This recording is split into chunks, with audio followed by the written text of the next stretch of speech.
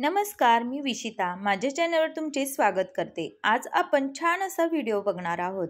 बटाटा हा आपल्या जीवनामध्ये आपण वापरतच असतो, पण आपल्याला बऱ्याचदा बटाट्याविषयीचे गुणधर्म हे माहीत नाही।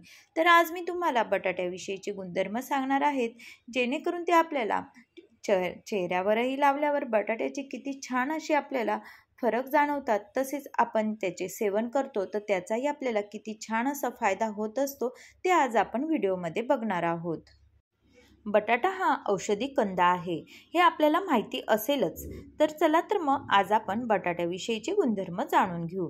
बटाटा निसर्गाने मानवाला भेट दिलेल्या प्रत्येक वस्तूत औषधी गुणधर्म आहेत, याचा प्रत्यय आपण प्रत्येक वस्तूचा नीटपणे अभ्यास केल्यास येतो। आज आपण अशाच एका कंदाचा म्हणजेच बटाट्याचा अभ्यास करणार आहोत आणि त्याचे गुणधर्म हे जाणून घेणार आहोत। बटाट्यामध्ये फायबर हे भरपूर प्रमाणात असते, त्यामुळे आपला कोलेस्ट्रॉल कमी करण्यासाठी मदत करतो। तसेच बटाट्यामध्ये लोहही भरपूर प्रमाणात असते, त्यामुळे आपला रक्त वाढवण्यासाठी उपयोगी पडत असतो। व्हिटॅमिन सी जखम लवकर बरी होण्यास मदत करते, तसेच हिरड्या देखील मजबूत ठेवतात। व्हिटॅमिन बी मेंदूचे कार्य योग्य पद्धतीने जलद होण्यासाठी मदत करत असते, तर पोटॅशियम उच्च रक्तदाब नियंत्रित ठेवण्यास मदत करत असते। बरेच जण बटाट्याचा रस हा चेहऱ्याला लावत असतात। बटाट्यामध्ये लिंबू देखील मिक्स करून आपण चेहऱ्याला जर रोज लावला तर आपला चेहरा हा उजळतो। तसेच बटाट्यामध्ये आपण बटाट्याच्या रसात बेसन पीठ, हळद, मध एकत्र करून लावल्यास चेहऱ्यावरचे डाग हे नष्ट होण्यास मदत होते। डोळ्याखालची वर्तुळेही कमी होण्यास मदत होते। बटाट्याचा रस काढून तो जर खोबरेल तेलामध्ये मिक्स केला आणि तो केसांना जर लावला तर आपला डॅन्ड्रफची समस्येपासूनही आपल्याला मुक्तता मिळते आणि केसही सॉफ्ट आणि अशी मुलायम असे आपले तयार होतात। काही दिवस हा रस केसांच्या मुळांना लावल्यास केस गळतीही कमी होते। आपल्या हातावर पायावर खाज येत असल्यास बटाट्याची चकती जर आपण तिथे चोळली तर आपली खाजही पूर्णपणे येणे बंद होऊन जाते। बटाट्याचा रस अथवा भाजलेला बटाटा खाल्ल्यास रक्तदाबही सुरळीत राहतो।